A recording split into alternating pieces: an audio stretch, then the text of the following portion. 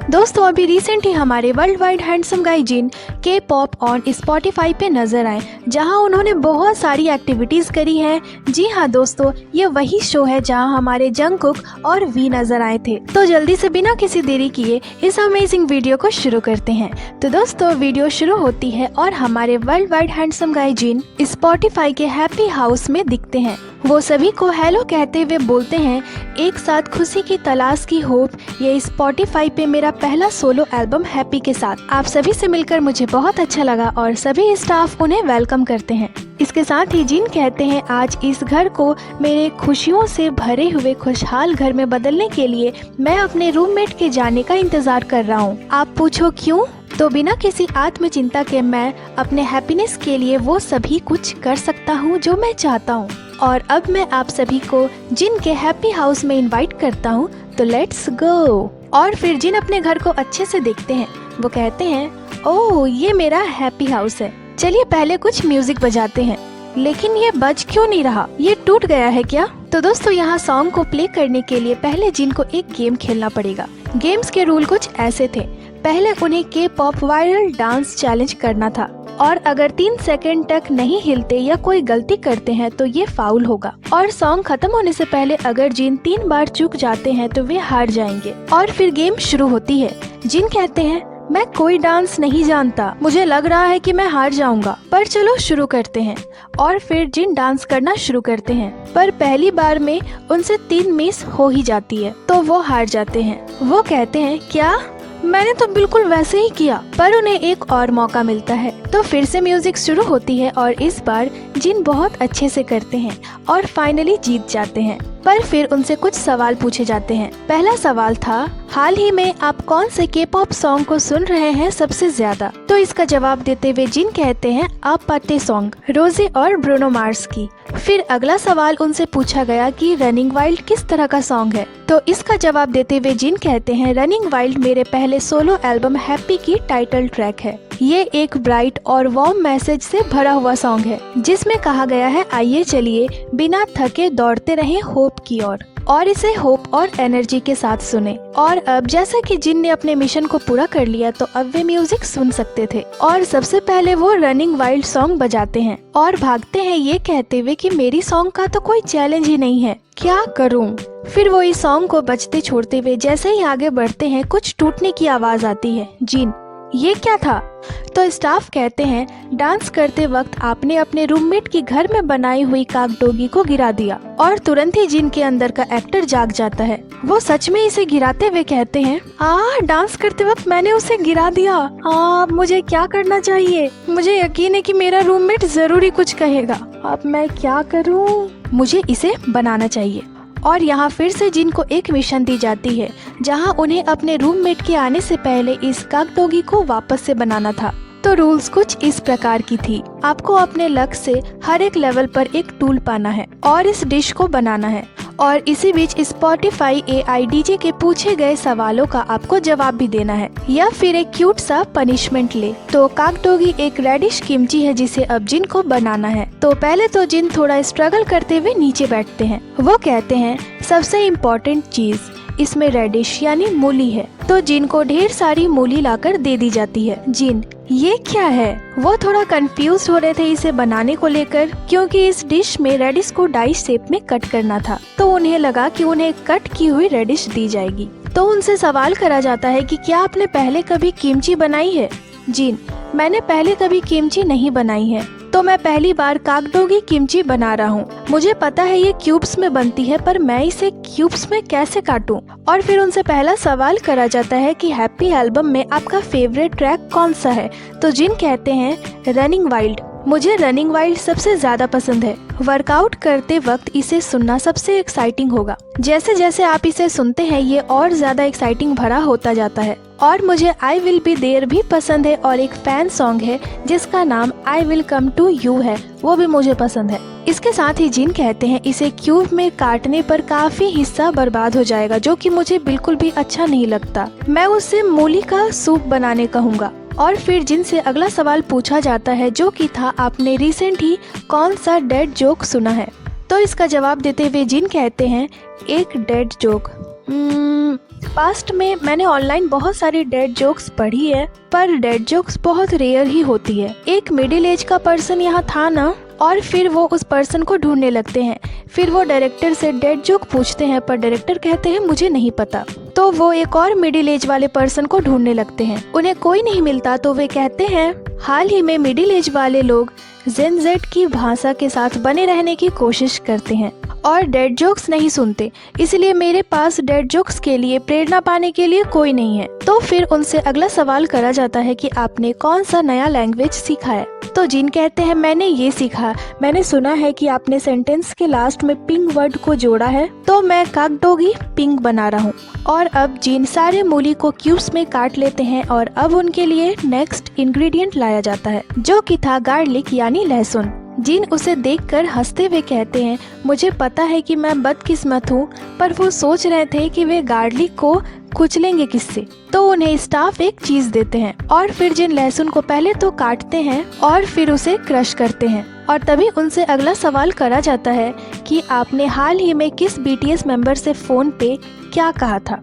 तो जिन कहते हैं वो जंगकुक था, जिनसे मैंने कहा जंगकुक आपके पास अभी मिलिट्री में बहुत सारा वक्त बचा हुआ है, तो कड़ी मेहनत करे। तो उनकी इस बात को सुनकर सभी हंसने लगते हैं। जिन कहते हैं मैंने जंगकुक से कहा खुश हो जाओ और मैं आपका इंतजार कर रहा हूँ। और फिर उन्हें नेक्स्ट इंग्रेडिएंट दी जाती है, जो कि थी मसाले की पाउडर। जिन मैं गोचूजंग के अलावा और किसी चीज के बारे में नहीं सोच सकता। और जैसे ही वे डिब्बे को खोलते हैं उसमें गोचूजंग थी, तो वो खुश हो जाते हैं। दूसरे वाले में रेड शिमला मिर्च की पाउडर थी, तो जिन कहते हैं उसे साइड करो। और फिर वो अपने ग्लव्स को चेंज करते हैं, जिस दौरान वो गिर जाते हैं क्योंकि जिस स्टूल पे वो बैठे थे उसमें व्हील्स लगी हुई थी। और अब जिन अपने स्लीव्स को फोल्ड कर रेडी थे किमची बनाने के लिए।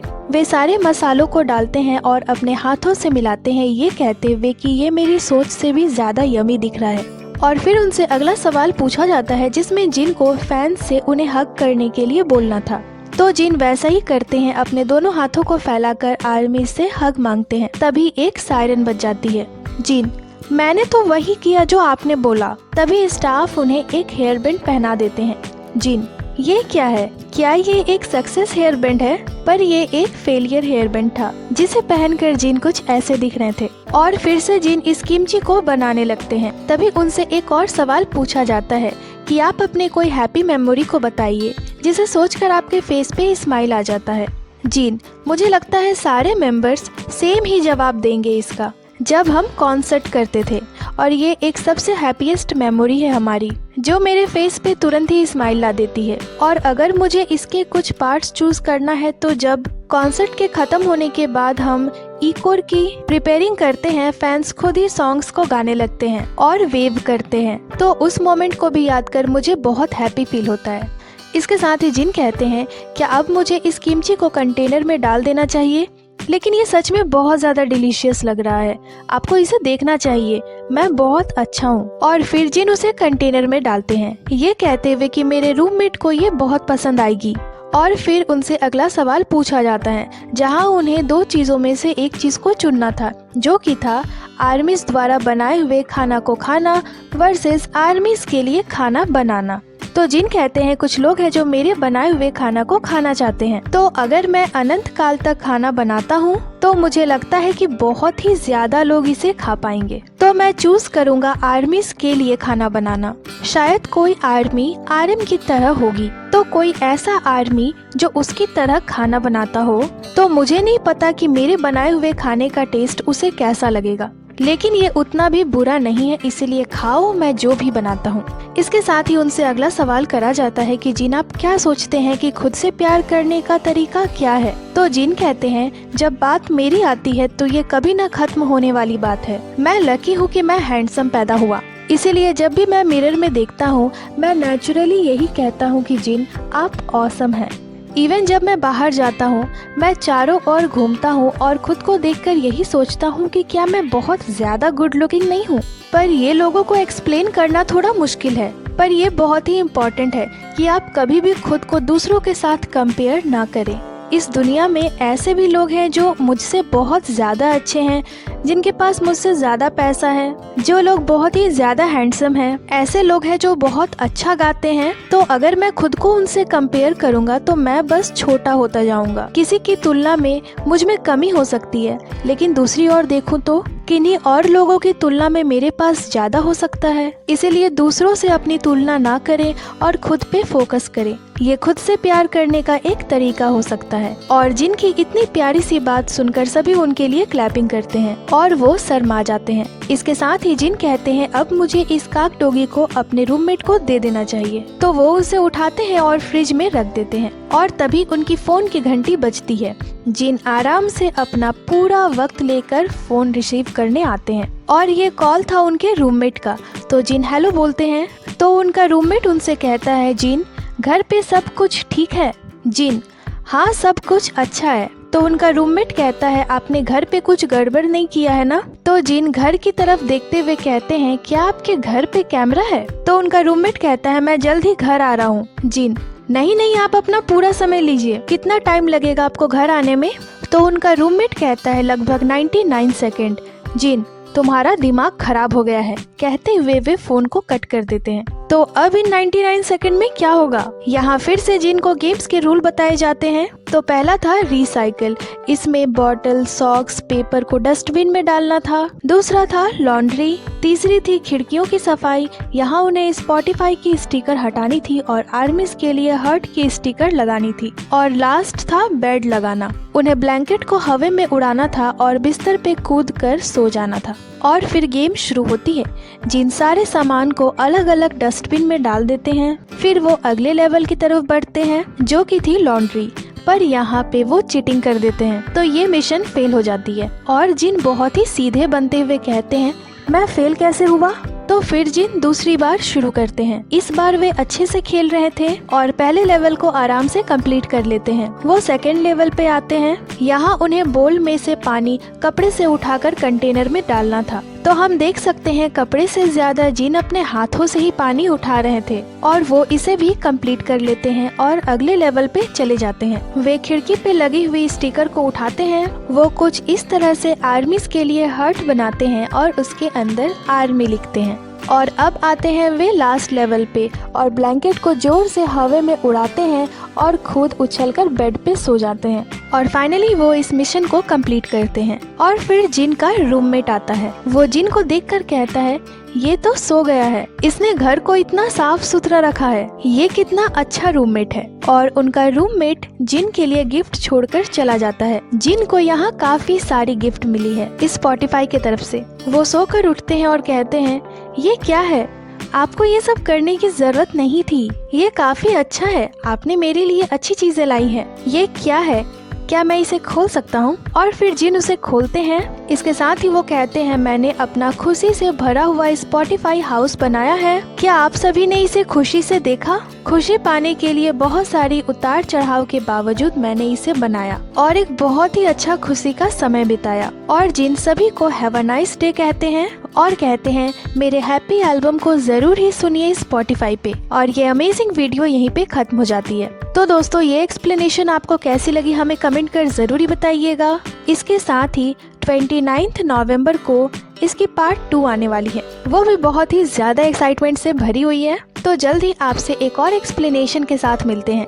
बाकी ये थी आज की वीडियो को लाइक करें, चैनल को सब्सक्राइब करें। इसके साथ ही आप हमें इंस्टाग्राम पे भी फॉलो कर लें, जिसकी लिंक चैनल पे दी हुई है। अपना बहुत सारा ख्याल रखें, मिलती हूँ आपसे अगले वीडियो पे।